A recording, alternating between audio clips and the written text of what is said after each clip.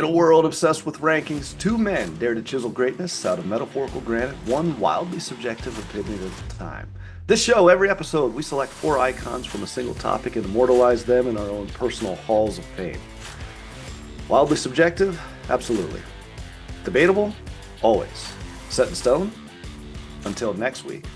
Welcome to the Mount Rushmore show, where your top four says everything about you.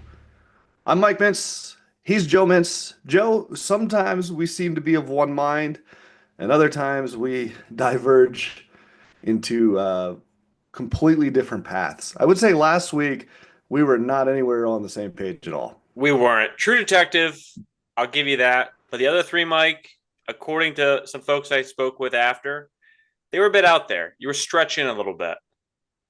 I think it was stretching a lot, and I think we're going to find that as we do this show, we're going to realize that we're going to get the longer we go, especially. I know we're still kind of early on, but like the longer we go, we're going to have to kind of get granular to some of these things. And I think sometimes we're going to hit areas where I have a whole bunch of stuff that's really hitting, and then other times for us, either me or you, we're going to be like, well, this is kind of right outside of where I'm at. Murder mystery shows. I enjoy them, but they're not necessarily at the peak of my consciousness. They're not at the top of mind, if you will, for me. So I picked some stuff that might not even really fit the mold necessarily. But hey, to be fair, that's kind of the point of the show, right, Joe? Yeah, I would say that episode was definitely more in my wheelhouse, as I have a little bit of a darker taste in television, as I think half of your picks were comedic murder mysteries. Which kudos to you. You might add to your bright personality as well, a little more brevity that comes with you. I have a little bit more interest in the dark arts of these murder mysteries and being the armchair expert every week. But I think this week's episode is going to have a lot more shared picks than last. This week we are covering well, finally, Joe, we're hitting the NBA, and the timing I don't think could be more perfect. Obviously, big games already, and what, game seven coming up here shortly? Yeah, I got my Flint Tropics jersey on just for this. And they actually ended up winning the Mega Bowl. They got their ring, if you recall the movie, which could have been on many's sports movies, Mount Rushmore. But I digress. We have a lot going on in basketball right now. Last night, the Knicks finished off the Celtics. And tonight, we got game seven of the Nuggets and Oklahoma City matchup. So we're getting close. And this is the time where we find out who will be crowned the champion and who will forever have a new legacy to their name.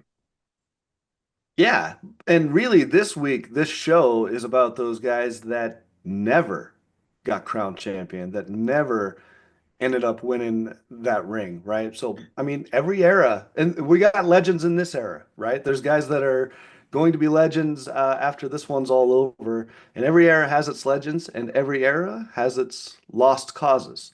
Some players had it all: the stats, the swagger, the sizzle. They made defenders look foolish, filled highlight reels, and sold truckloads of jerseys like the Flint Tropics you got on there. They had it all except for the ring. In another universe, they're sipping champagne in slow motion, hoisting trophies, carving their names next to the GOATs. But here, in this cruel Larry O'Brien-less timeline, they're basketball's tragic poets, the hardwood heartaches, the Dan Marinos of the NBA. And like old flames, they're like the girlfriends that we dated, but it never worked out. They're the ones that got away. We think about them when their song plays. These are the ones that got away. This episode, we are raising a glass to the greatest NBA players who almost had it all, but instead got ghosted by destiny. All right, Joe, cue the tiny violin. Let's get into it. What's your first pick? Yeah, I gotta add to that, Mike. Oh, go With for it. the NBA, championship rings are like the ultimate mic drop. But truth is, they don't all get the jewelry. Sometimes it's bad luck. Some of the guys we're going to go through, I think many of them would have won in a different era. I think many of our picks are going to be in the same era of someone that dominated most of those championship rings. It's just timing. But I love honoring the best without the bling, because these are the guys that still changed the game. They still filled stat sheets, and they still gave me and you, I'm sure, unforgettable moments growing up watching, even if they never hoisted that trophy. So my first pick is an icon in the NBA, Sir Charles himself, Oh yeah. Charles Barkley, legend of the game, 1993 NBA MVP, 11-time All Star, 5-time first team All NBA. He averaged 22 points per game, 11.7 rebounds per game, and a 54% field goal percentage. Not too bad. He was close. For those you recall in the 90s, he made it to the NBA Finals in 93. Here he won the MVP when he was with the Phoenix Suns. He led that team to 62 wins, but he ran into most folks' foe in that decade, Michael Jordan. They pushed the Bulls to 6 games, but ultimately Jordan dropped 41 points per game in the series and really closed that door quickly after that. Um, but it wasn't just that season. You know, he spent a lot of his prime on a Philly team with a lot of aging stars and not a great supporting cast. And then when he finally got to Phoenix, MJ was there. It was a little bit too late. He later had runs with Houston's super team experiment they had, post that championship run with Olajuwon, with Akeem and Drexler. But that at that point, it was kind of over the hill with injuries and age for everybody there. But as far as his legacy goes, he's still a patron saint of ringless greatness. Um, I find him one of the best NBA pundits or most entertaining pundits to talk about basketball right now and inside the NBA. He's very outspoken. He's dominant and an undersized rebounding machine. He made. I remember watching him, and I remember him in Space Jam too. He kind of made the power forwards cool. It wasn't a very flashy position. It was all about the shooting guard, the point guards, the big centers. It was Wilt, Kareem, Magic, Larry, but he was the cool four power forward. Um, and he's obviously become a pop culture icon with TV. And then one of the most versatile forwards ever is often underappreciated. Amazing pick, Joe. The round mound of rebound. I'm a huge fan of Barkley. The thing I love about Barkley, which I think is kind of something that might have left the current understanding because of his role now as an announcer and some of his past, but like Barkley was dangerous. Like people kind of forget that about him. Like he was the kind of guy that he was mean on the court.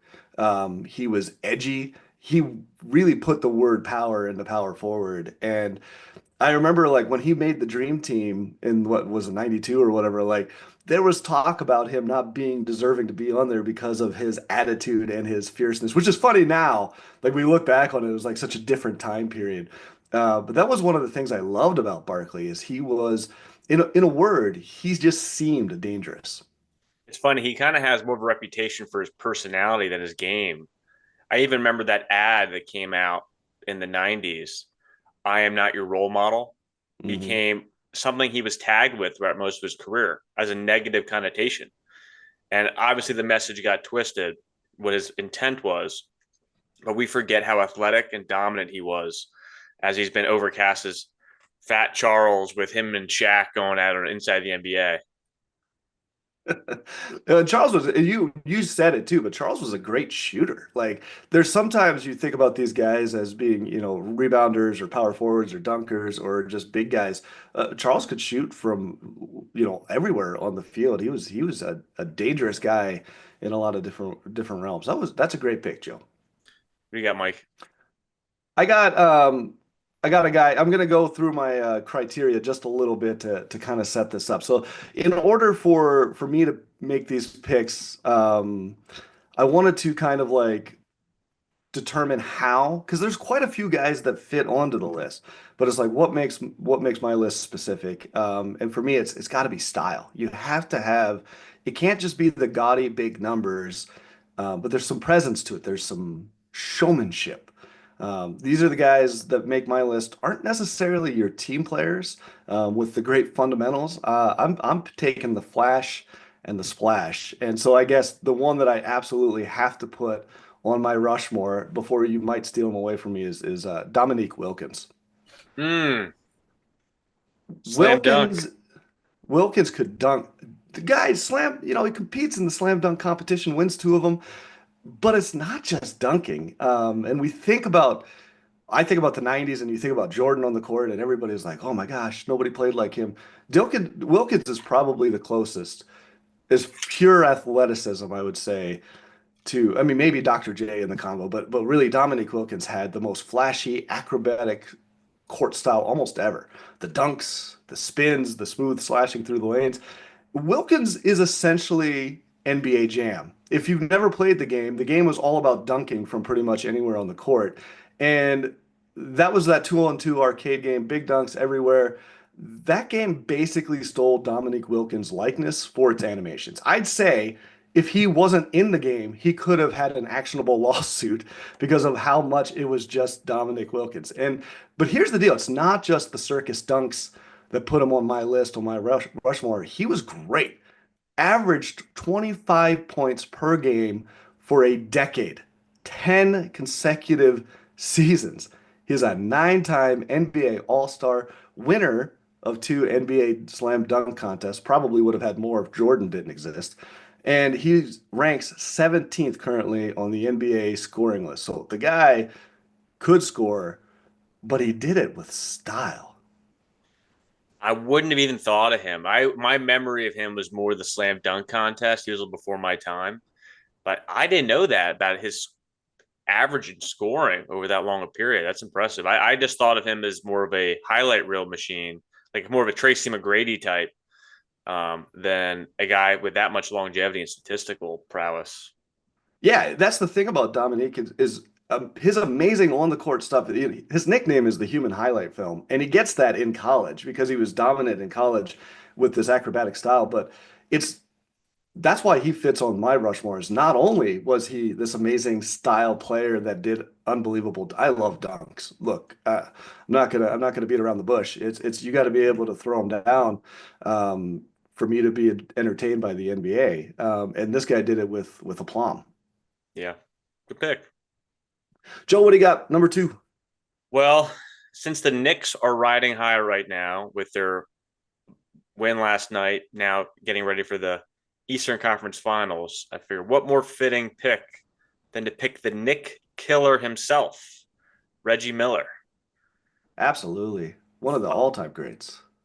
He was so close. Another one of those that was faulted with wrong place at the wrong time in the 90s. Five-time NBA All-Star, third all-time in three-pointers when he retired. Average 18.2 a game, 47% field goal percentage, 40% from three-pointers. That's efficient.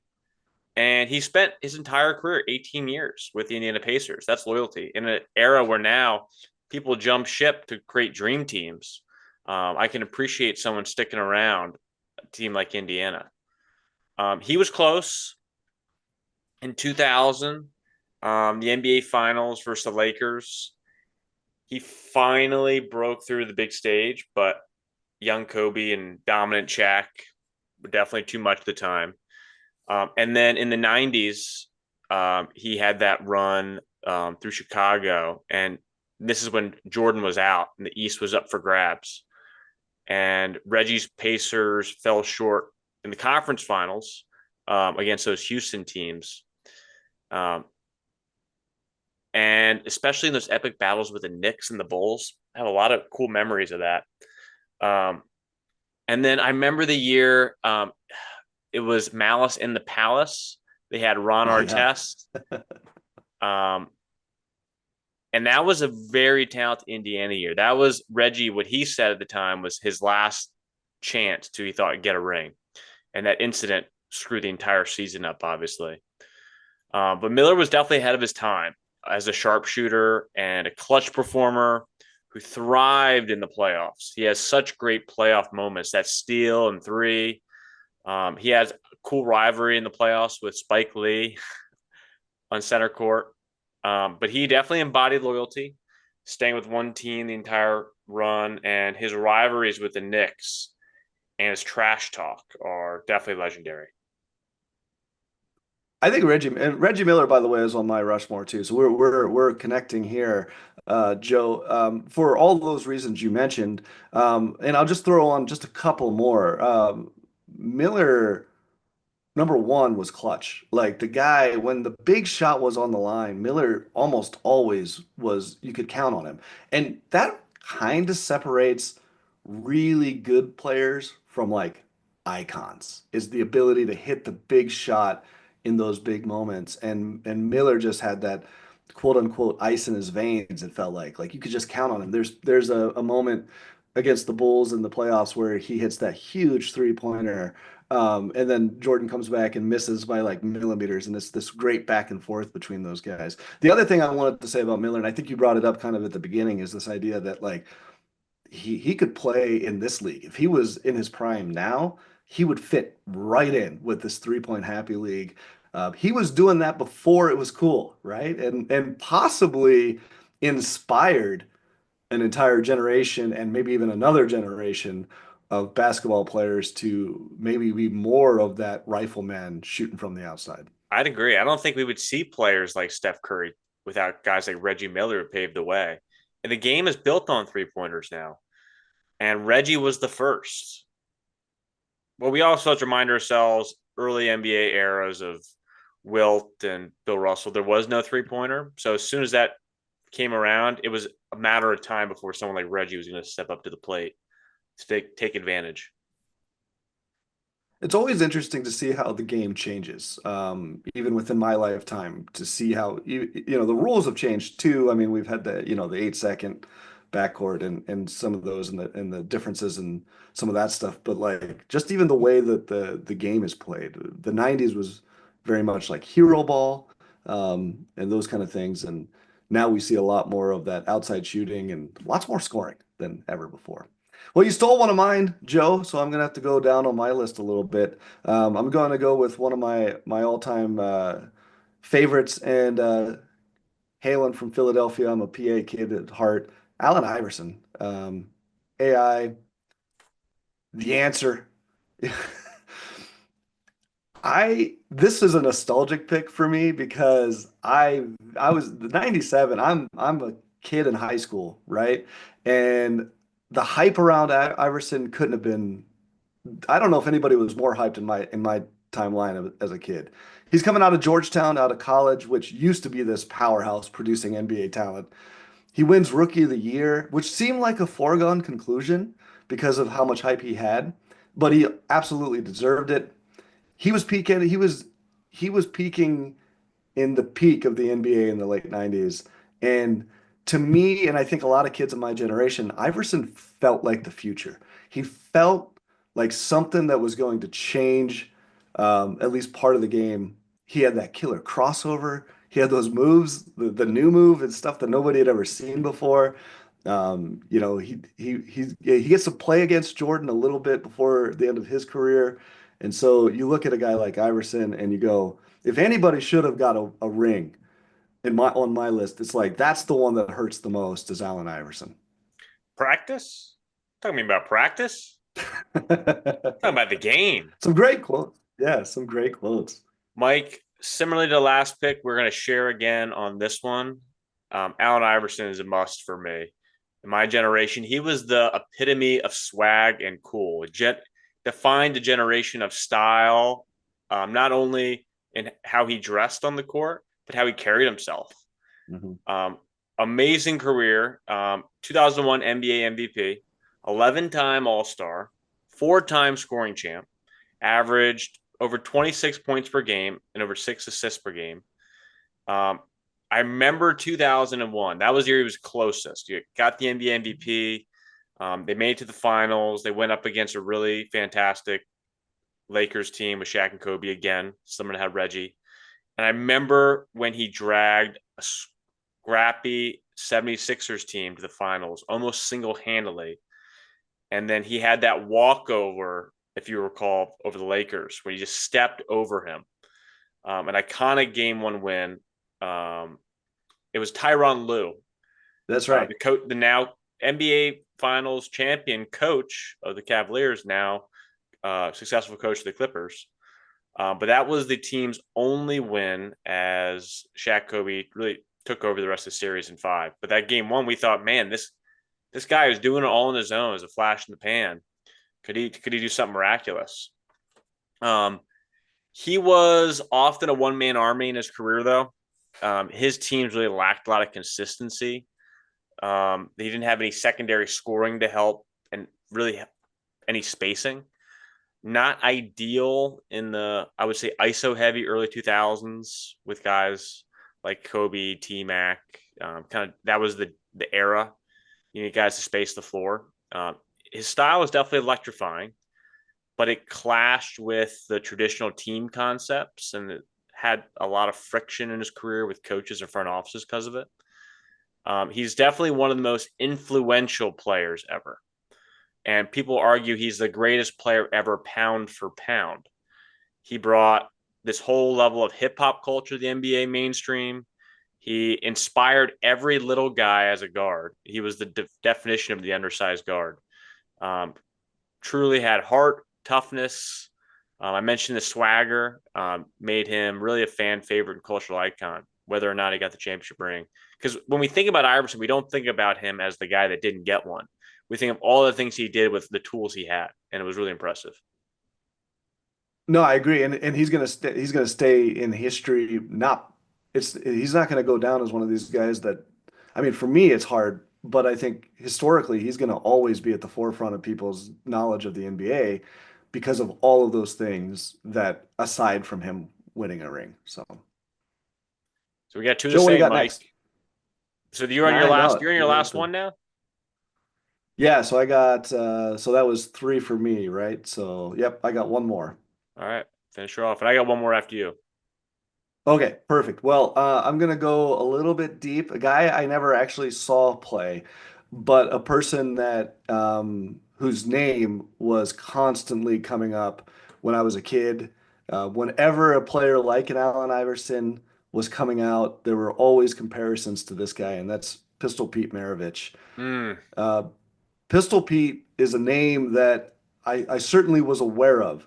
And of course, when I played basketball, I adopted that Allen Iverson, a little bit of that style of flashiness. And really, Pistol Pete doesn't pioneer it, but he is the one that is going to make it famous. He is the one that is going to bring a flashy show and score play style to the NBA that becomes the norm.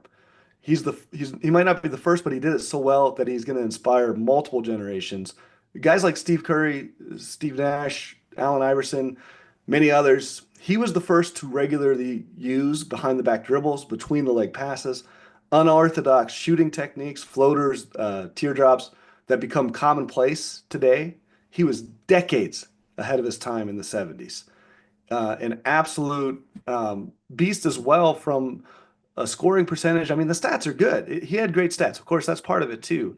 But he never had the team. That was the thing, is that he never had a team around him that could ever take him anywhere. In the 1970s in the NBA, there were some really beast mode teams. So Pistol Pete Maravich never really even gets a shot at a real NBA final. But historically, for me, one of the great players, iconic players that never wins a ring. If we're doing a Mount Rushmore of sports nicknames, Pistol Pete is also definitely on it. It's a tough one because a lot of people, anybody that's named Pete, people immediately give them that name. And I'm like, dude, that name was earned by Maravich. Like, you're gonna have to live up to that thing. And I've never met another person that lived up to that pistol. I know lots of Pete's, and none of them are Pistol Pete. So, Yeah, it's kind of a curse if you're named Pete and play basketball, I assume. well, that's the thing. And so maybe that's another reason I put it on my Mount Rushmore is its longevity, its cultural impact. Like, chances are, if you're going to play basketball at any level and your name is Pete, you're going to hear that name. And I heard it growing up. I heard lots of people. I still hear the name Pistol Pete Maravich. I doing some research for this project. I went back and watched his stuff, and it's insane. Sure, the shorts are extremely short. That's unfortunate, but the play style, it's it's pretty reminiscent of the '90s and even into today's style. Yeah, funny how we talk about how the game changes, but also how they wear clothes changes. Allen Iverson with the super long shorts. You had the early days of high shorts, and now they're kind of coming back. The high shorts, the Right? skies out, thighs out is become the new trend for the young guns. And the shooter sleeves, like that was a Yeah. thing Oh yeah. I never saw. And it's funny how things come and go too. We were talking, I don't think baseball players used to wear those like magnetic necklaces and stuff. I don't think they do that anymore. I think some of the fads come and go, but some of them stick around. So Yeah.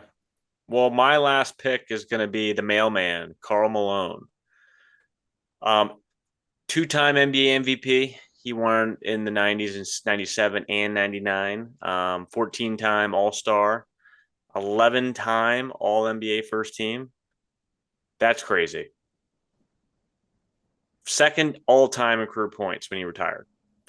Obviously, Kobe and now LeBron has since passed that. He was close in 97 and 98. He was the NBA Finals. Him and John Stockton had a fantastic duo at the time. And honestly, John Stockton could be in many people's Mount Rushmore, this debate. He had that back-to-back trips to Utah Jazz, but the obstacle, like most people on this list, was the Jordan Bulls. Both years ended in heartbreak, including MJ's iconic Game 6 dagger in 98. The Jazz were elite in the West in the 90s, but their peak coincided with MJ's second three-peat. Malone and Stockton were fantastic, but just couldn't overcome that dynasty. He chased a ring towards the end of his career in 2004 with the Lakers. That's when they brought in, it was the end of the three-peat, and Shaq and Kobe had high tensions, and they thought maybe if we brought in Tim Hardaway and Carl Malone, who were both never won a ring, to ring chase with this amazing duo, ended up losing in the finals to the Detroit Pistons because it really wasn't because of talent. It was injuries and chemistry issues.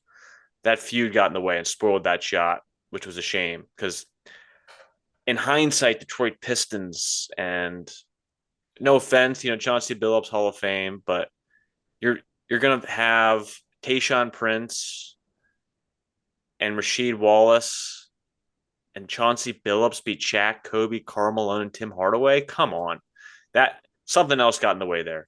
But all in all, he was a powerhouse forward, definitely durable and consistent. For a big man to play that long with his style of play was impressive. And the dude was built like a tank, but he moved like a wing. He was a guy. He looked almost. He'd been a bodybuilder in another career.